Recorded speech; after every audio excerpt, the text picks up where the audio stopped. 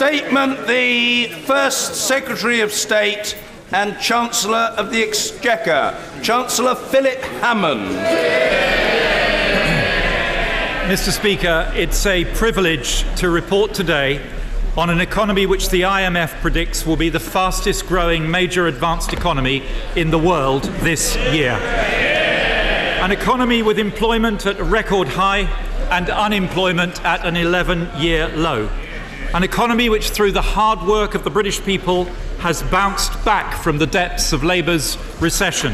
And an economy which has confounded commentators at home and abroad with its strength and its resilience since the British people decided exactly 5 months ago today to leave the European Union and chart a new future for our country. Mr. Speaker, that decision will change the course of Britain's history. It has thrown into sharp relief the fundamental strengths of the British economy that will ensure our future success. The global reach of our services industries, the strength of our science and high-tech manufacturing base, and the cutting-edge British businesses that are leading the world in disruptive technologies. But it's a decision that also makes more urgent than ever the need to tackle our economy's long-term weaknesses, like the productivity gap, the housing challenge, and the damaging imbalance in economic growth and prosperity across our country. Mr. Speaker, we resolve today to confront those challenges head-on, to prepare our country to seize the opportunities ahead, and in doing so, to build an economy that works for everyone, and an economy where every corner of this United Kingdom is part of our national success. Mr. Speaker, I want to pay tribute to my predecessor, my right honourable friend, the member for Tatton. My style, Mr. Speaker, will of course be different from his. I suspect that I will prove no more adept at pulling rabbits from hats than my successor as Foreign Secretary has been at retrieving balls from the back of scrums. But my focus on building Britain's long-term future will be the same. He took over an economy on the brink of collapse, with the highest budget deficit in our post-war history, and brought it down by 2/3. That is a record of which he can be proud. But times have moved on, and our task now is to prepare our economy to be resilient as we exit the EU and match fit for the transition that will follow. So we will maintain our commitment to fiscal discipline while recognising the need for investment to drive productivity and fiscal headroom to support the economy through the transition. Mr. Speaker, let me turn now to the forecasts. Since 2010, the Office for Budget Responsibility has provided an independent economic and fiscal forecast to which the government must respond. Gone are the days when the Chancellor could mark his own homework. And I thank Robert Choate and his team for their hard work. Today's OBR forecast is for growth to be 2.1% in 2016, higher than forecast in March. In 2017, the OBR forecasts growth to slow to 1.4%, which they attribute to lower investment and weaker consumer demand, driven respectively by greater uncertainty and by higher inflation resulting from sterling depreciation. That is slower, of course, than we would wish, but still equivalent to the IMF's forecast for Germany and higher than the forecast for growth in many of our European neighbours, including France and Italy, a fact that will, no doubt, be a source of very considerable irritation to some. As the effects of uncertainty diminish, the OBR forecasts growth recovering to 1.7% in 2018, 2.1% in 2019 and 2020, and 2% in 2021. While the OBR is clear that it cannot predict the deal the UK will strike with the EU, its current view is that the referendum decision means that potential growth over the forecast period is likely to be 2.4 percentage points lower than would otherwise have been the case. The OBR acknowledges that there is a higher degree of uncertainty around these figures than usual. Despite slower growth, the UK labour market is forecast to remain robust. We have delivered over 2.7 million new jobs since 2010, and this forecast, Mr. Speaker, shows that number growing in every year. Another 500,000 jobs created over the OBR forecast, providing security for working people across the length and breadth of Britain. Mr. Speaker, for those who claim that the recovery is just a South East phenomenon, I have some news. Over the past year, employment grew fastest in the North East, the claimant count fell fastest in Northern Ireland, pay grew most strongly in the West Midlands, and every UK nation and region saw a record number of people in work. That, Mr. Speaker, is a labour market recovery that is working for everyone. Monetary policy has played an important role in supporting growth since the referendum decision, but a credible fiscal policy remains essential for maintaining market confidence and restoring the economy to long-term health. In view of the uncertainty facing the economy and in the face of slower growth forecasts, we no longer seek to deliver a surplus in 2019-20. But the Prime Minister and I, Mr. Speaker, remain firmly committed to seeing the public finances return to balance as soon as practicable, while leaving enough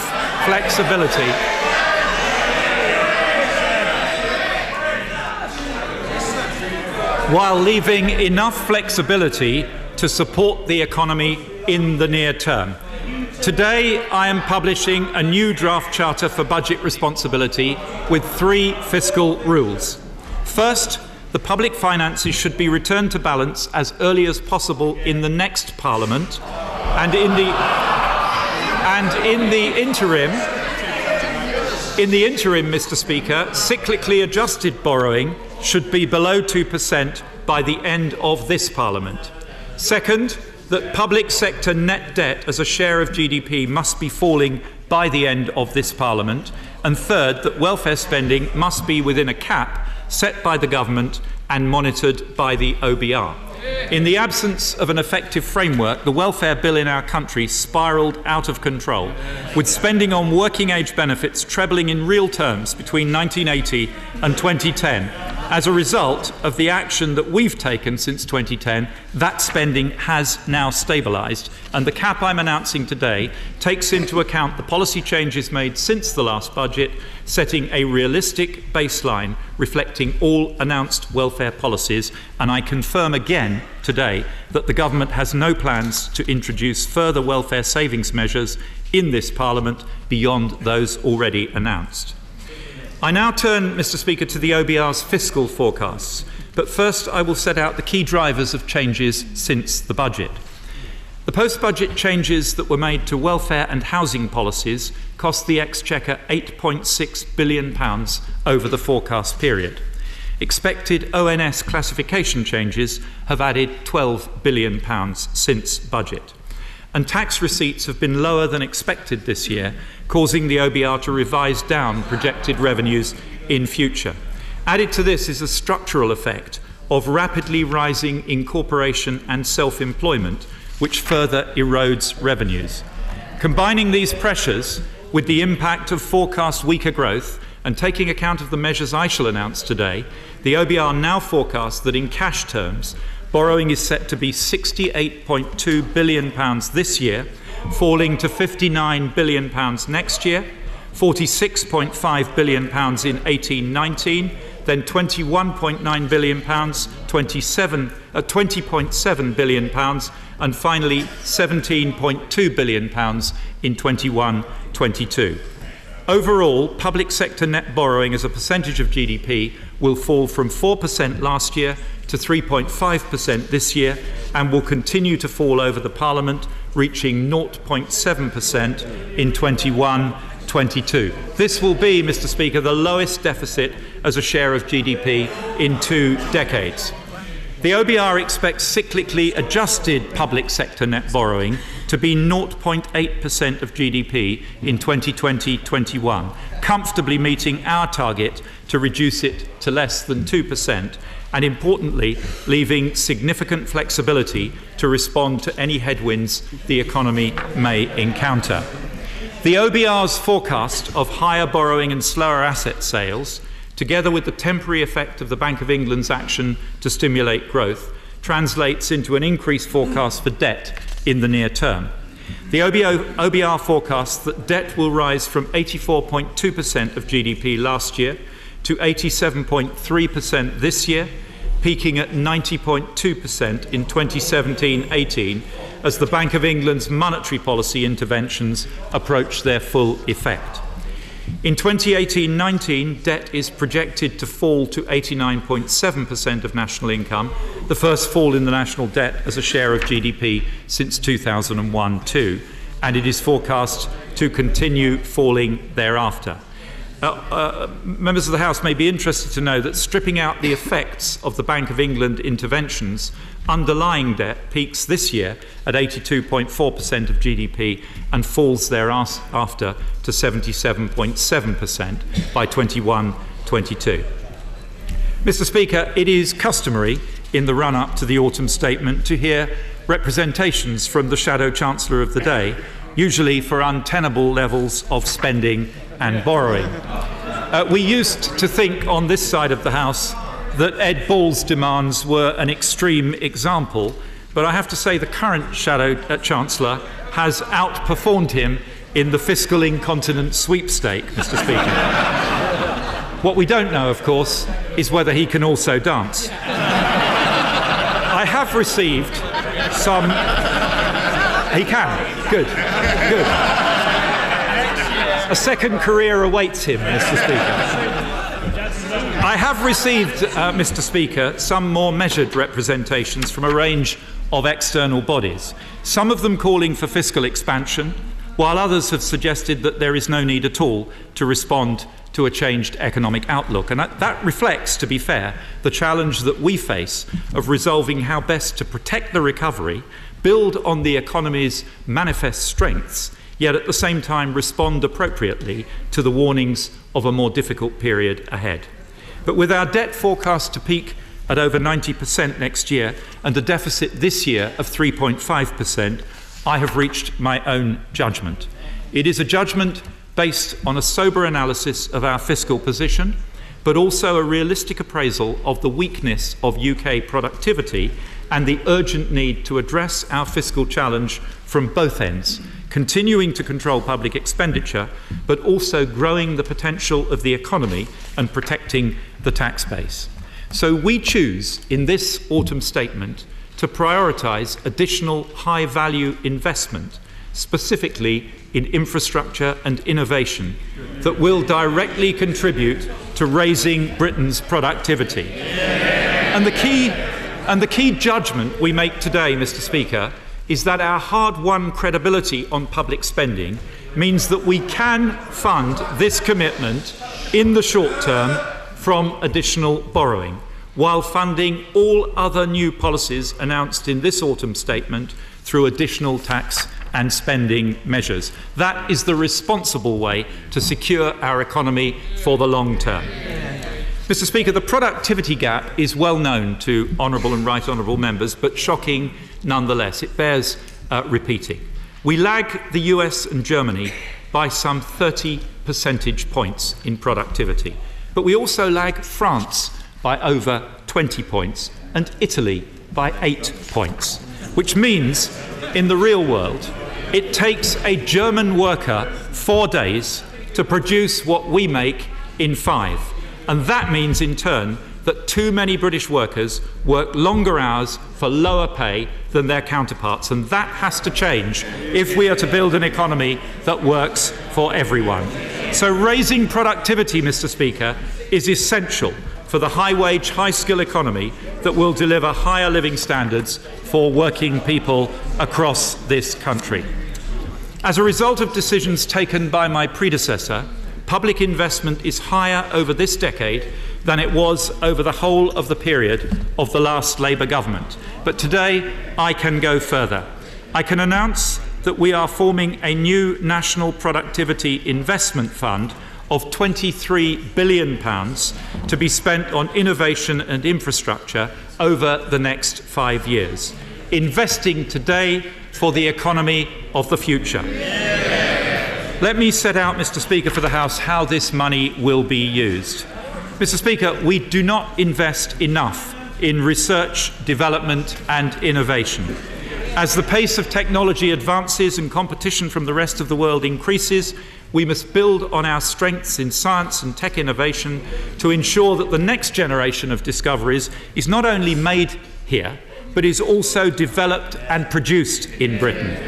So today I can confirm the additional investment in R&D rising to an extra £2 billion per year by 2021, announced by my right honourable friend the Prime Minister on Monday.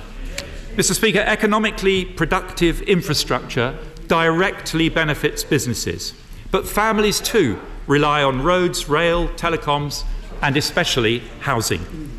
We've made good progress with the number of new homes being built last year hitting an 8-year high, but for too many the goal of home ownership remains out of reach. In October, my right honourable friend, the Communities Secretary, launched the £3 billion Home Builders Fund to unlock over 200,000 homes and up to £2 billion to accelerate construction on public sector land. But we must go further still. The challenge of delivering the housing we so desperately need in the places where it is currently least affordable is not, of course, a new one, but the effect of unaffordable housing on our nation's productivity makes it an urgent one. My right honourable friend, the Communities Secretary, will bring forward a housing white paper in due course addressing these long-term challenges. But in the meantime, we can take further steps. One of the biggest objections to housing development, as honourable and right honourable members will know from their own constituencies, is often the impact on local infrastructure. So we will focus government infrastructure investment to unlock land for housing, with a new £2.3 billion housing infrastructure fund to deliver infrastructure for up to 100,000 new homes in areas of high demand. And to provide affordable housing that supports a wide range of need, we will invest a further £1.4 billion to deliver 40,000 additional affordable homes. And I will also relax restrictions on government grant to allow providers to deliver a wider range of housing types. I can also announce a large-scale regional pilot of right to buy for housing association tenants and continued support for home ownership through the Help to Buy Equity Loan Scheme and the Help to Buy ISA. Mr. Speaker, this package means that over the course of this Parliament, the Government expects to more than double, in real terms, annual capital spending on housing. Coupled with our resolve to tackle the long-term challenges of land supply, this commitment to housing delivery represents a step change in our ambition to increase the supply of homes for sale and for rent, to deliver a housing market that works for everyone. Mr. Speaker, reliable transport networks are essential to growth and productivity. So this autumn statement commits significant additional funding to help keep Britain moving now and to invest in the transport networks and vehicles of the future. I will commit an additional £1.1 billion of investment in English local transport networks, where small investments can often offer big wins. £220 million additionally to address traffic pinch points on strategic roads, £450 million to trial digital signalling on our railways to achieve a step change in reliability and to squeeze more capacity out of our existing rail infrastructure, something I know the Leader of the Opposition will welcome. And finally, Mr. Speaker, £390 million to build on our competitive advantage in low-emission vehicles and the development of connected autonomous vehicles, plus 100% first-year capital allowance for the installation of electric vehicle charging infrastructure.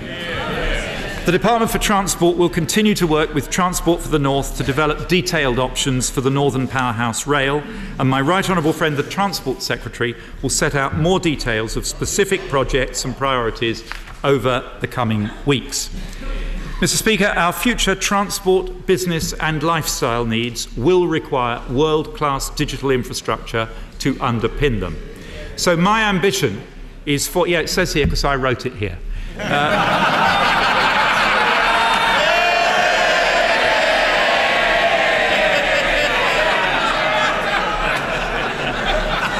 So my ambition, Mr. Speaker, is for the UK to be a world leader in 5G.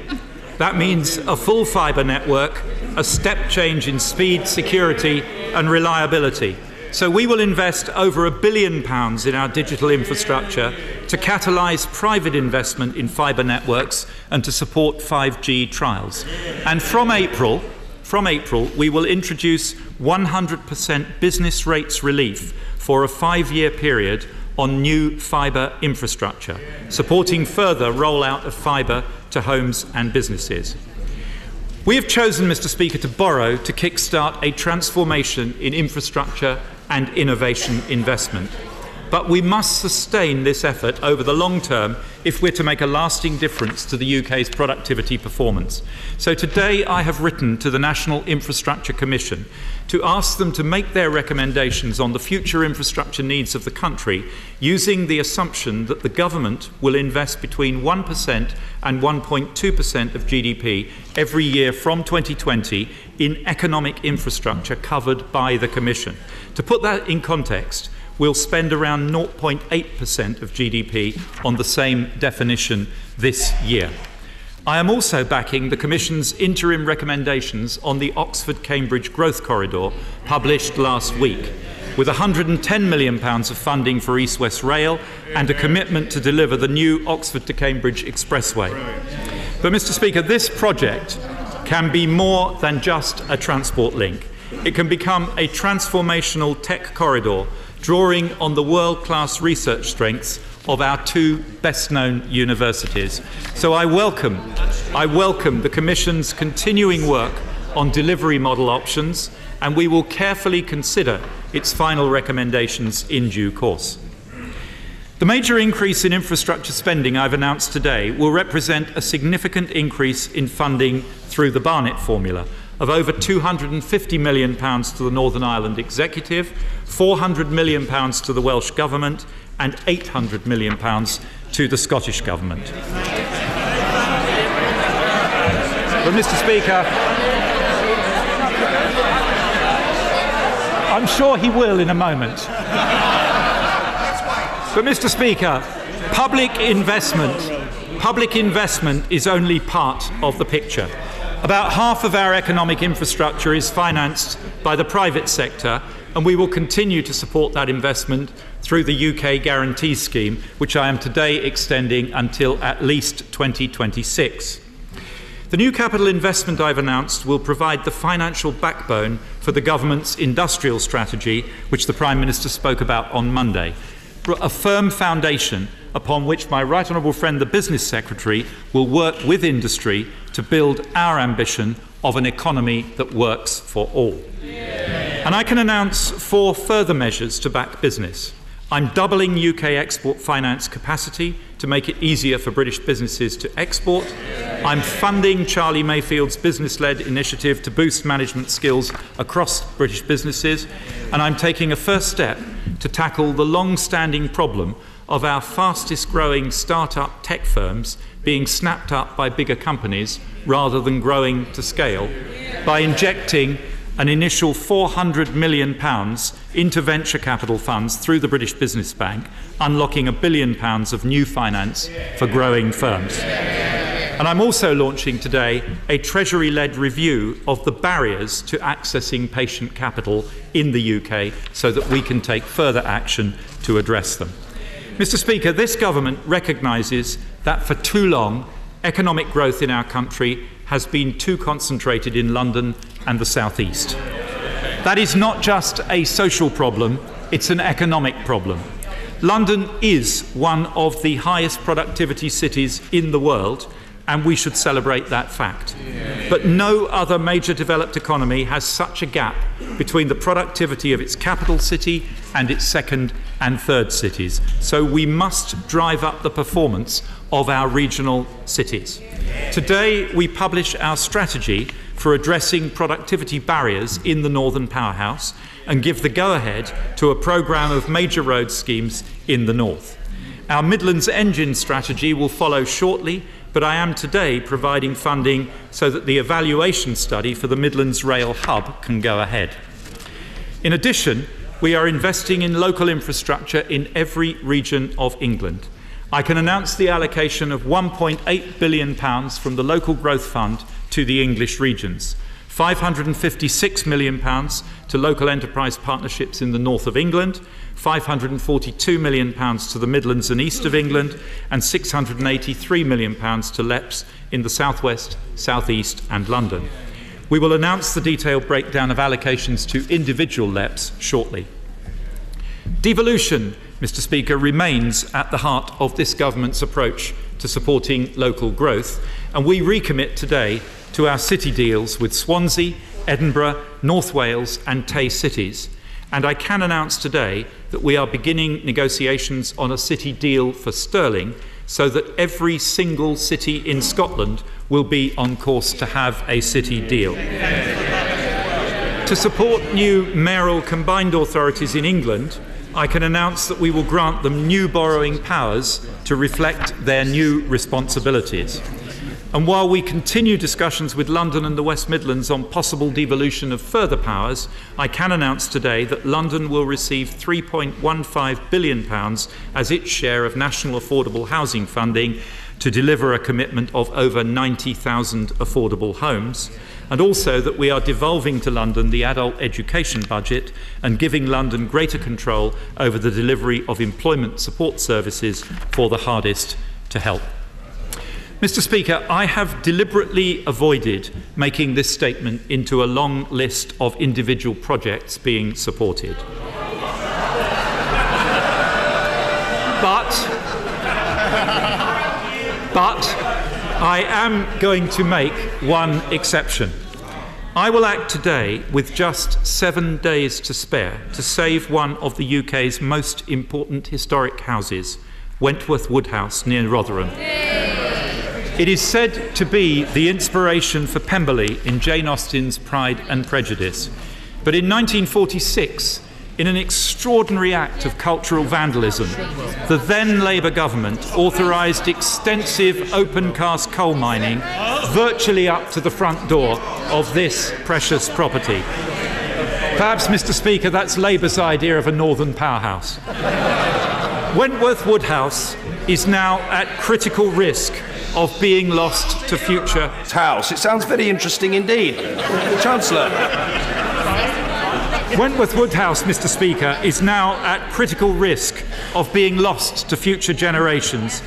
A local effort has been hugely successful in securing millions of pounds in funding from various foundations and charities, subject to the balance required to make the house safe being found by November 30th. So we will today provide a £7.6 million grant towards urgent repairs to safeguard this key piece of northern heritage, all but destroyed by a Labour government, saved by a Conservative one.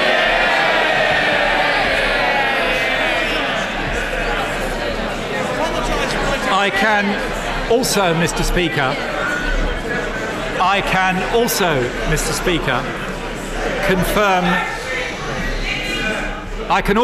Speaker, confirm distribution of a further £102 million of LIBOR bank fines to armed forces and emergency services charities, including, my honourable friends will be pleased to hear, £20 million to support the Defence and National Rehabilitation Centre at Stamford Hall in Nottinghamshire, as well as £3 million from the Tampon Tax Fund for comic relief to distribute to a range of women's charities. Mr. Speaker, we choose to invest in our economic infrastructure because it can transform the growth potential of our economy, as well as improving the quality of people's lives. But that investment is only possible because we on this side of the House are prepared to take the tough decisions to maintain control of current spending. every one of them opposed by the party opposite. When we took office in 2010, public spending was 45% of GDP. This year, it is set to be 40%. And during those 6 years, we've seen crime fall by more than a quarter, the highest proportion ever of good or outstanding schools. The number of doctors has increased by 10,000 in our NHS, pensioner poverty at its lowest level ever, the lowest ever number of children being raised in workless households, and the highest ever number of young people going on to study full-time at university. We have demonstrated beyond doubt that controlling public spending is compatible with world-class public services and social improvement. But as the OBR's debt projections demonstrate, we have more work to do to eliminate the deficit. So departmental spending plans set out in the spending review last autumn will remain in place, and departmental expenditure in 21-22 will grow in line with inflation. The £3.5 billion of savings to be delivered through the efficiency review announced at the budget and led by my right honourable friend the Chief Secretary must be delivered in full. I have, however, exceptionally agreed to provide additional funding to the Ministry of Justice to tackle urgent prison safety issues, increasing the number of prison officers by 2,500. Mr. Speaker, having run 2 large spending departments in previous roles, I came to this job with some very clear views about the relationship between the Treasury and spending departments.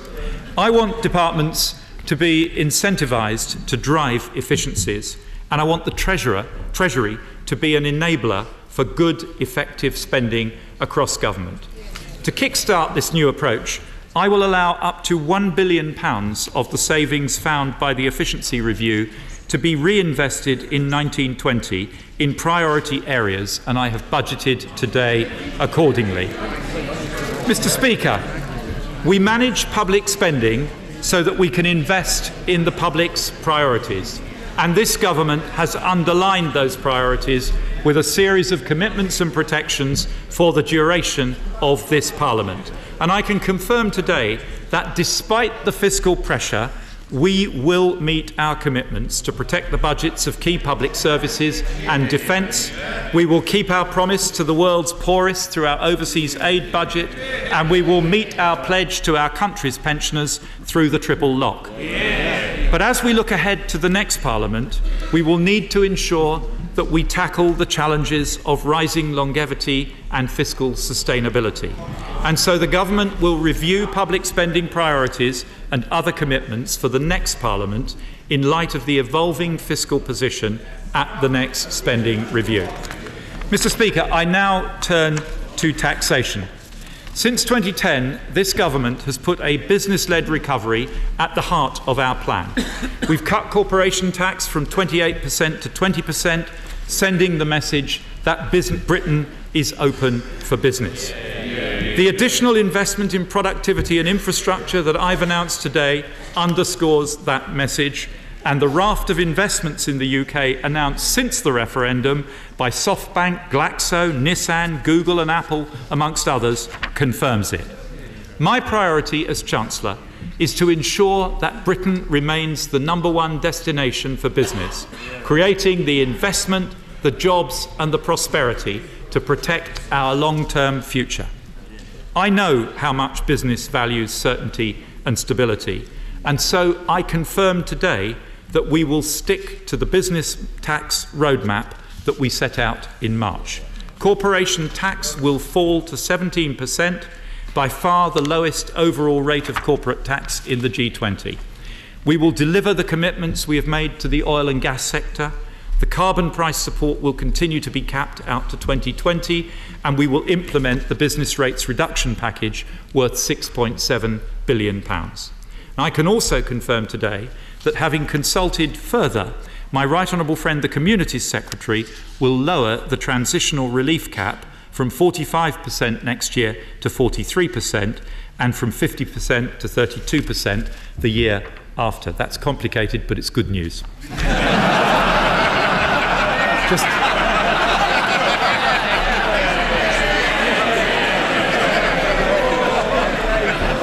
just in case anybody wasn't sure, Mr. Speaker. And I will also increase the rural rate relief to 100%, giving small businesses in rural areas a tax break worth up to £2,900 per year. But, Mr. Speaker, in return for these highly competitive tax rates, the tax base must be sustainable. From April 2017, we will align the employee and employer national insurance thresholds at £157 per week. There will be no cost to employees, and the maximum cost to business will be an annual £7.18 per employee. Insurance premium tax in this country is lower than in many other European countries and half the rate of VAT. In order to raise revenue, which is required to fund the spending commitments I am making today, it will rise from 10% currently to 12% from next June. At the same time, I can confirm that the government's commitment to legislate next year to end the compensation culture surrounding whiplash claims, a major area of insurance fraud, and that will save drivers an average of £40 on their annual premiums. Mr. Speaker, technological progress is changing the way people live and the way they work. The tax system needs to keep pace. For example, the OBR has highlighted today the growing cost to the Exchequer of incorporation. So the government will consider how we can ensure that the taxation of different ways of working is fair between different individuals doing essentially the same work and sustains the tax base as the economy undergoes rapid change. We will consult in due course on any proposed changes. In the meantime, the government will take action now to reduce the difference between the treatment of cash earnings and benefits.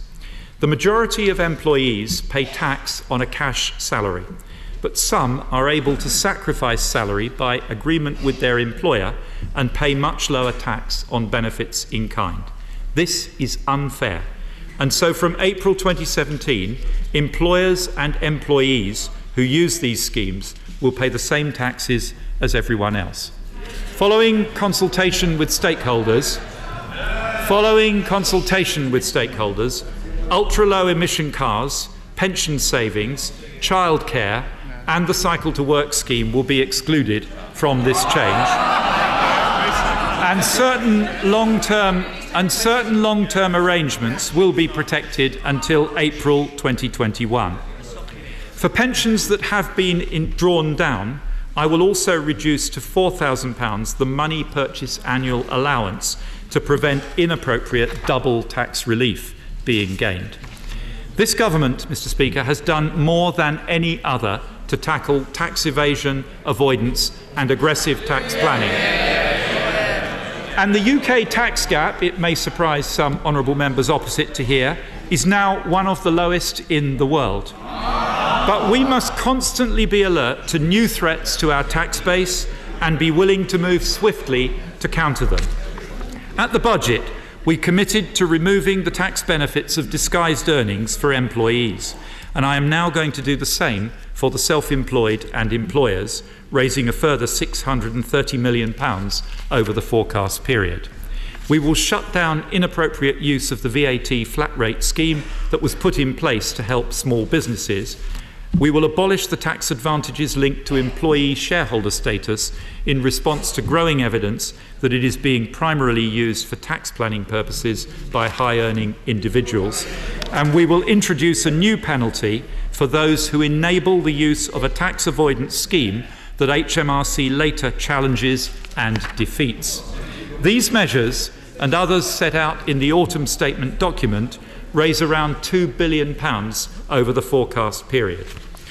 Mr. Speaker, there is understandable public concern that the pitch is tilted in favour of large multinational groups which are able to use cross-border structures to manage their tax liabilities. Following detailed consultation, I can confirm that we will implement our new restriction on tax relief for corporate interest expenses and reform the way that relief is provided for historic losses. These measures, scored at Budget 2016, will help to ensure large businesses will always pay tax in years where they make substantial profits. They will also mean that businesses cannot avoid tax by borrowing excessively in the UK to fund their overseas activities. They take effect in April and raise over £5 billion from the largest businesses in the UK. Mr. Speaker, I said that the tax system must be fair, and that means rewarding those who work hard by helping them to keep more of what they earn. And there is one tax reform this government has pursued since 2010 that has done more than any other to improve the lot of working people: raising the tax-free personal allowance. When we entered government in 2010, it was £6,475. Now, after 6 years, it is £11,000 and will rise to £11,500 in April. As a result, we have more than halved the tax bill of someone with a salary of £15,000 to just £800. That is a massive boost to the incomes of low and middle earners. Since 2010, we've cut income tax for 28 million people and taken 4 million people out of income tax altogether. And I can confirm today that despite the challenging fiscal forecasts, we will deliver on our commitment to raising the allowance to £12,500 and the higher rate threshold to £50,000 by the end of this Parliament. Once that £12,500 has been reached, Mr. Speaker, the personal allowance will rise automatically during the 2020s in line with inflation, rather than the national minimum wage as currently planned. It will be for the Chancellor to decide from year to year whether more is affordable. As well as taking millions of ordinary people out of tax, we are the government that introduced the national living wage and gave a pay rise, Mr. Speaker, to over 1 million workers. They don't like it. A Tory government gave a pay rise to over 1 million of the lowest paid workers. We are the government that introduced 15 hours a week of free childcare for all 3- and 4-year-olds and will double that for working families from September.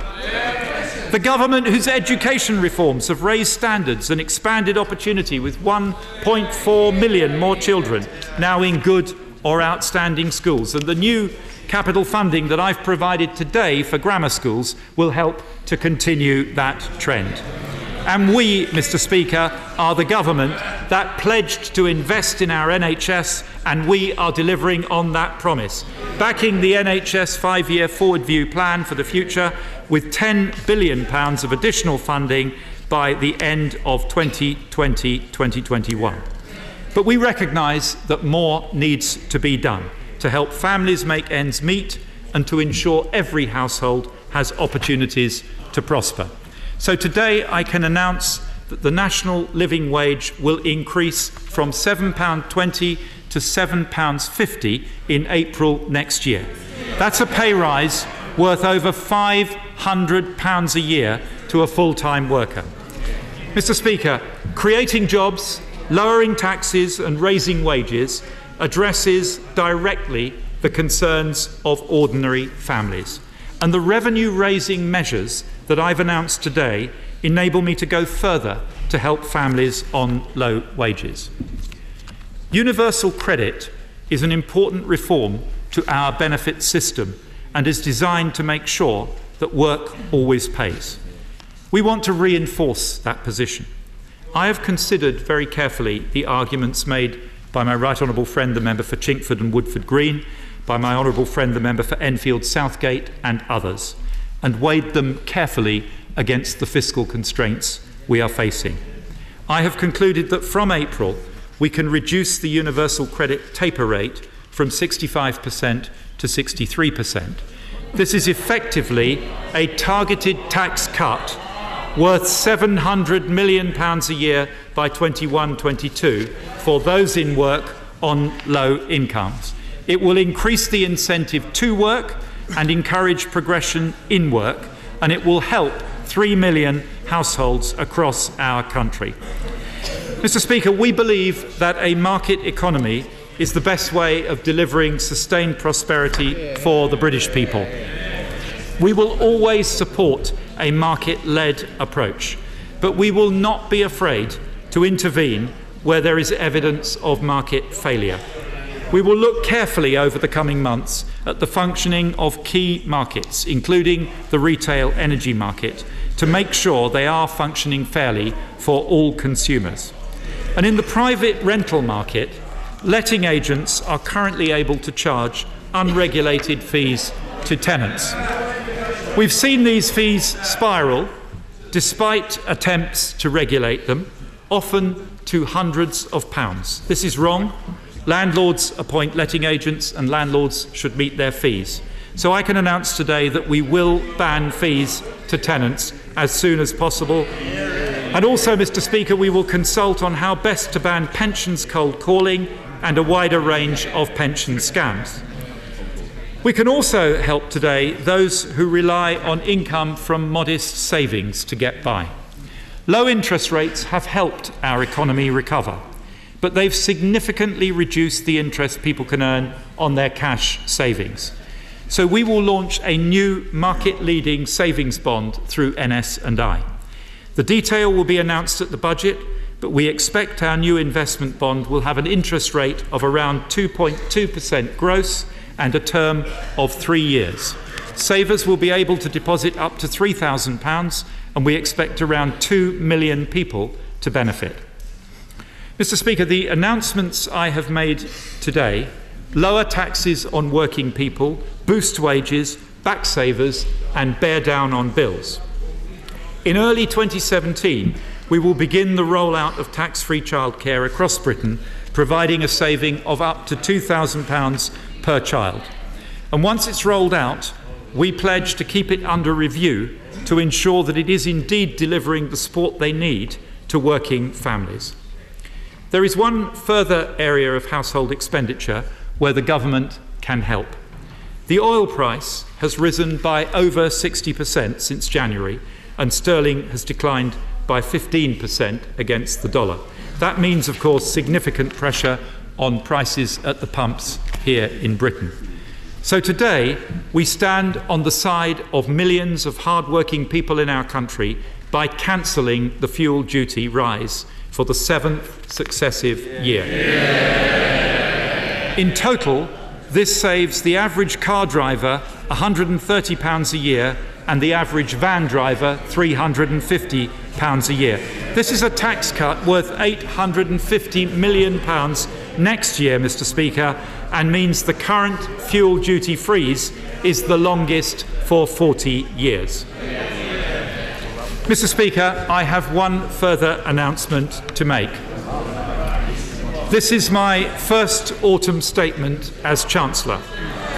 After careful consideration and detailed discussion with the Prime Minister, I have decided that it will also be my last. Mr. Speaker, I am abolishing the autumn statement.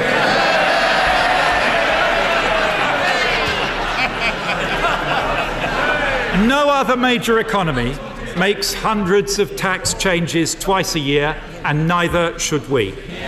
So the spring budget in a few months will be the final spring budget. Starting in autumn 2017, Britain will have an autumn budget announcing tax changes well in advance of the start of the tax year. From 2018, there will be a spring statement responding to the forecast.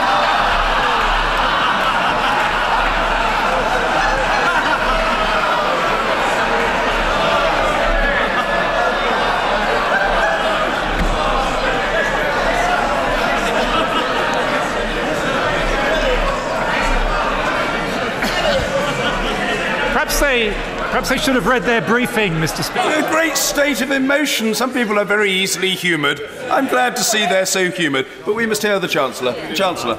Perhaps they should have read their briefing, Mr. Speaker, because they might remember that Parliament has mandated the Office of Budget Responsibility to produce a report to Parliament twice a year and has mandated the government to reply to it.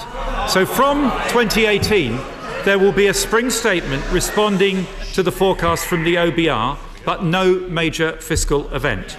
If unexpected changes in the economy require it, I will, of course, reserve the right to announce actions at the spring statement, but I will not make significant changes twice a year just for the sake of it. This change will allow for greater parliamentary scrutiny of budget measures ahead of their implementation.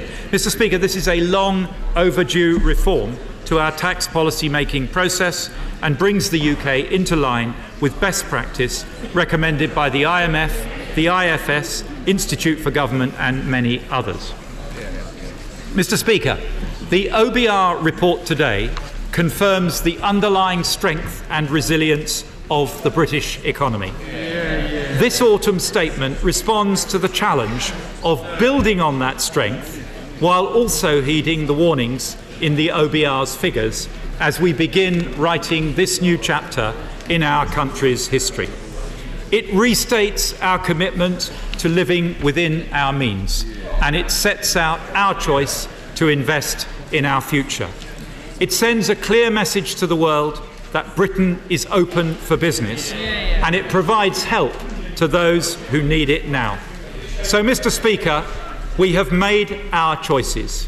We have set our course.